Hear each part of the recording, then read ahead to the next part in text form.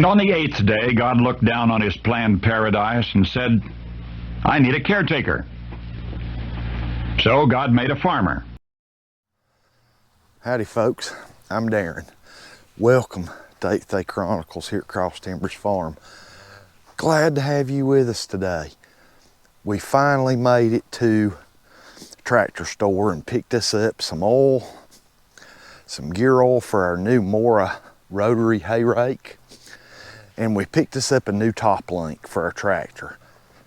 It is the extra long extended Category 1 top link, and it extended out to about 35.5 inches. Will it work with our hay rake? We don't know yet. That's what we're fixing to find out. Come along with us.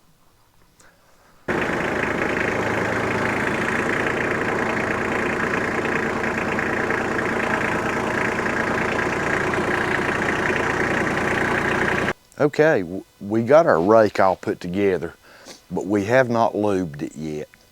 And I've got our new PTO shaft here, and we're wanting to test run this rake a little bit. And we can't do anything to it until we get the gearbox full of 80 weight 90 oil.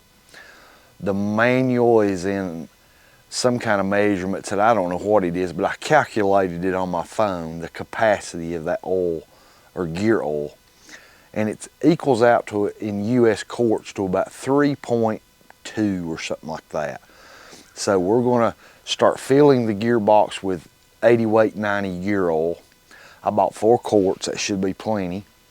And then we've got to grease all the rotator arms, and we have to grease the axles and all that stuff. We want to get all that done before we ever even start to think about running it.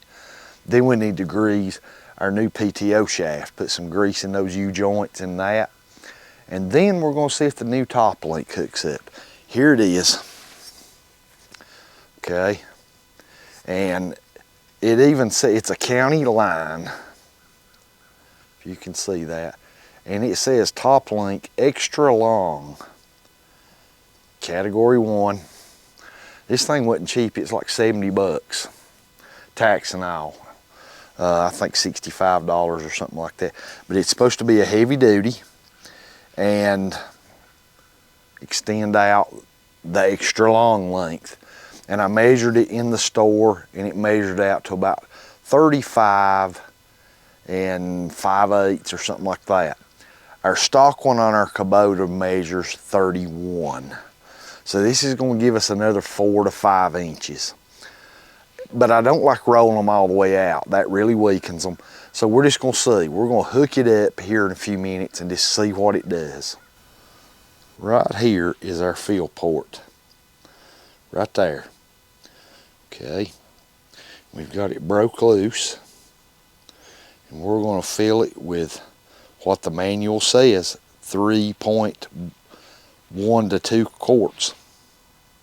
And then we'll check it. I've got me a good steaming hot cup of coffee here. You like my cup? Having a crappy day. And that don't mean a bad day, it means a good fishing day.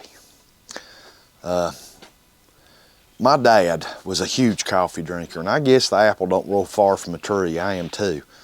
But my dad, when he was still living, if you needed to find him somewhere, all you had to do is follow the trail of coffee cups and you'd find him.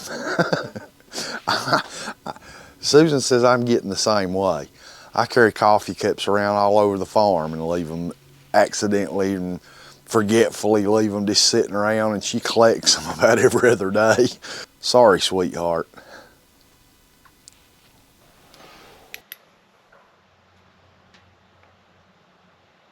Okay, it's dry. Let's start filling her up. Here goes the first quart.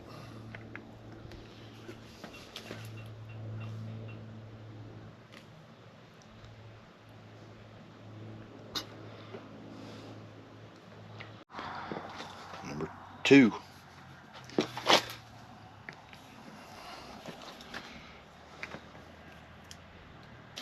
Number 3. Number 4. We're only going to add about 1/3 of this one.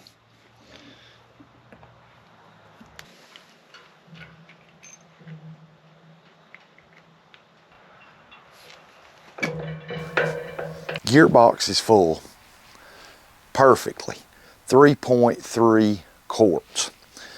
And actually I put about 3.5 or 3.5 quarts.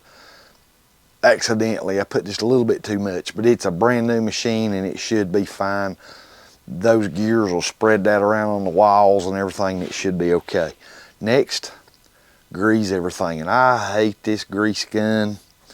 And I don't like greasing stuff, but it's ultra important on a farm and machinery like this. So let's get started. Okay, I only put 2 rake arms on the rotor opposite one another so they would balance. Just to see if my new top link's long enough and to see how this thing rotates and if the gears are meshing good and all that. So it looks odd with only 2 arms on it opposite one another, but that's really all I need on it. It's about to get dark, so let's give it a try. Here we go.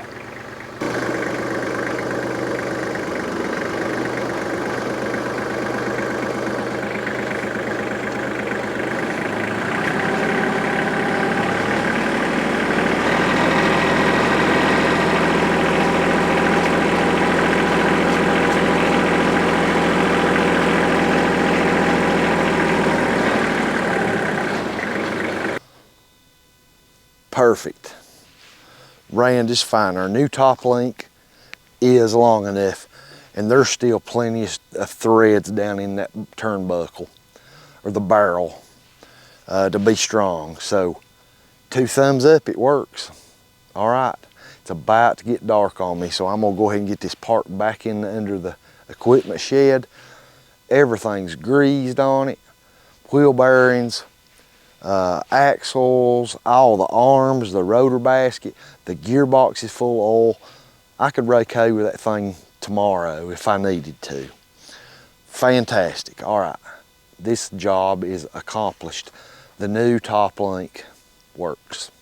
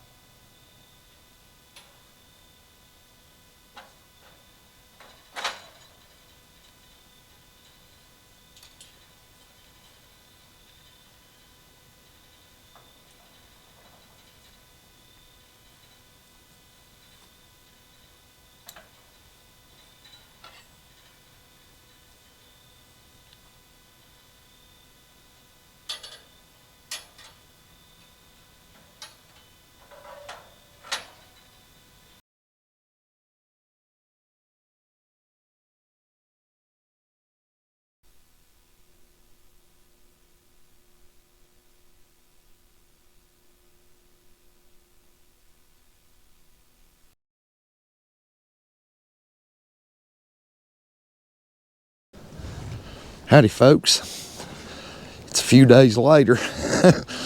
Welcome to winter. Goodness gracious, it's not just pouring the snow, but it's putting it down fairly decently. The ground's not covered really. You can still see grass sticking through it, but goodness gracious, the wind, probably 30-mile-an-hour winds at least, and snowing pretty decent, and about 26 degrees. From earlier last week being in the 60s, and today's a Monday, and the weather forecast folks are telling that by this coming Thursday and Friday, it's going to be back close to 70 again by Friday, like, you know, 68, 67. My goodness, if you live in the mountains and you don't like the weather, just give it a day or two. It will change dramatically. We're out doing a few necessary farm chores today. When it's a day like this, we spend most of our time in the shop working on things and stuff like that. But goodness gracious, it is, the weather has really changed. You can see the snow. I'll spin the camera around. Well, you can see it behind me. You can see that snow behind me, and it is what it is.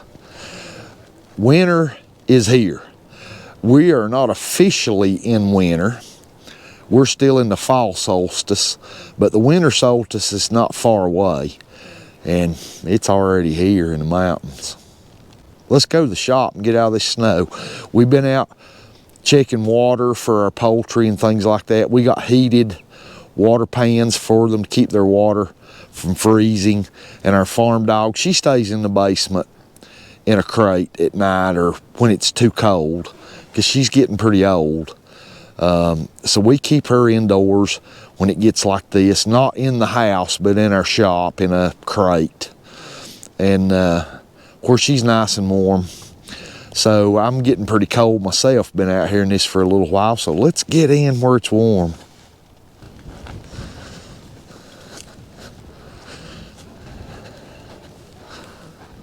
If you look out over our farmland and our hay pastures, it's almost a whiteout with the wind blowing the snow so bad.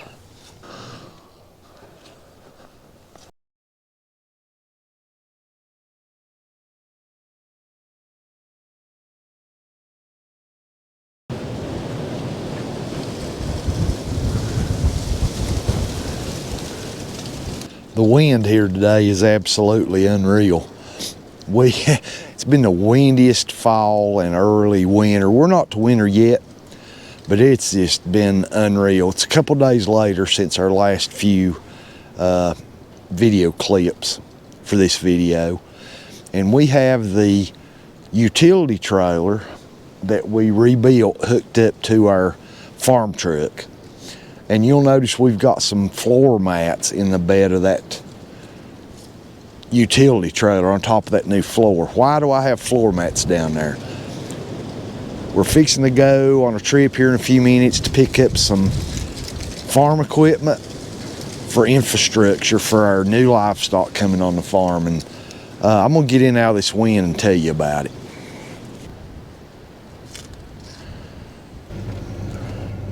Got in the truck to get out of the wind. We put floor mats in the bed of our utility trailer on that new floor. And years ago, when we had goats on the farm, we raised a herd of meat goats for a good while, Boer and Kiko, and then we had dairy goats. And we hauled those goats when we went and purchased new animals or whatever. We had a very well-made 2-horse stock trailer. My daughter had quarter horses, and we used that trailer to haul the horses and things of that nature. Well, when we sold our dairy goat herd and everything, we sold that trailer. And we don't have a livestock trailer anymore. Instead of buying a livestock trailer, a new one, I have decided that we're going to use our existing trailer, because we don't need one to fit horses or cattle. We're talking smaller animals. I have decided to build a goat or sheep sized livestock hauler out of our utility trailer. Make that trailer dual purpose. I don't know if you saw these larger cattle inserts that you can sit on top of a 16 or 18 foot double axle trailer to convert it into a livestock trailer. And then when you're done, you just sit that big cage or whatever, those panels, off. You can still use your trailer for hauling your tractor or whatever. So what I've decided to do is buy some sheep goat panels, fit them to that trailer, and put them together where that frame or cage, whatever you want to call it, can just sit on and off that trailer. We don't have to buy a new trailer. We don't have to tag and get a title and all that stuff for a whole nother trailer that only gets used for hauling animals. We can utilize infrastructure and equipment that we already have, that's already tagged, already titled for our state, and we can just sit a livestock panels or cage onto that trailer, chain it down, or strap it down, whatever's best, and go and haul animals or livestock. And then when we're done with it, we can sit those panels off. We can actually use those panels in the barn for an animal we might need to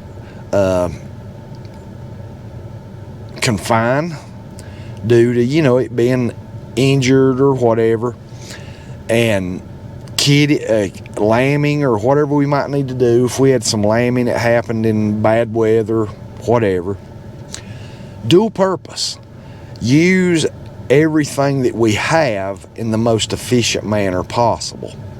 So, in a few minutes, I'm going to be heading to a neighboring county to a sheep farm that also is a dealer for sheep and goat panels and feeders and some farm equipment. We're going to be going there to see if some of these panels will fit to our utility trailer and make a livestock trailer conversion kit with it, where we can just use our 5x8 utility trailer, and we've put rubber floor mats in the floor, so if you put animals in there, they have good footing. And then if the panels work, then you just put a tarp over it, a really good heavy duty tarp around the front and over half of it for a windshield and rain shield. Then when you're done, you can just rinse out the bed of that floor of that trailer, set the panels off, and you can use them other places until you need to haul animals again. That's our plan. So I'll get back with you when we get back from the farm where we're going to look at these panels. I don't know if they're going to fit exactly or not, but the owner, I've been talking to him quite a bit on the phone, and he seems to think they will. So he said, just bring your trailer and we'll sit some on there and see what happens, if they fit or not, or if it's something you are looking for or not. And I think it's going to. So I'll be back with you soon. Told him I wanted to set some panels in my trailer first for a trial fit. Once we get these panels, I'll check back in with you. Probably won't do any filming at this gentleman's farm. I don't want to impede on anyone's privacy. So once we get the panels, I'll be back with you. All right, we're back from picking up panels, and it's about dark, but I'll show you the panels real quick, how we're going to build this dual purpose livestock trailer out of our utility trailer. There's the panels, okay, 8 foot and 4 foot. There's one 4 foot one standing up, and you can notice how tight the bars are at the bottom for goat kids or lambs. Okay, and you can see how they attach with hooks on each side. And there's going to be a gate in the back to enter the trailer. So let's get them stood up and take a look at it. Here we go. Here's our livestock trailer.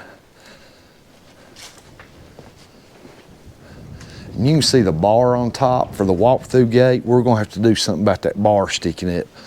I'm thinking of just taking a angle grinder and cutting it off, cutting the bar off the top. And if it causes any structural integrity, then I'll figure that out later. But slides right on and off. All we'll have to do is just take a strap on this side, one on the other, and one in the back, or chains, whatever, and strap it to the trailer railing. Just take a chain, hook right here, from there to there. Same thing on the other side. and one at the back. And that thing will go nowhere. And then we have another panel. You can see it leaned up right here for the top. And you may wonder, Darren, why are you putting one on the top? We're gonna put one on the top because of being able to tarp it and put a tarp around it, something for that tarp just not to sag. And also we may be hauling some goats occasionally. My wife likes goats and she may want a goat or two on the farm. Goats are very athletic and one could climb that and jump out. So we're gonna put a roof on it. I bought an extra panel just for the roof. And we may have to put some braces across it for it to lay on. But we're gonna get started on this tomorrow. We're gonna get it ready to haul livestock. So thanks for being with us. I really appreciate it. Come back with us as we get all this livestock panels and everything chained and bolted and modified the way we want it and be ready to haul some livestock. Thanks for being with us. I really appreciate it. And I pray God blesses you and your family. And we pray y'all have a fantastic day.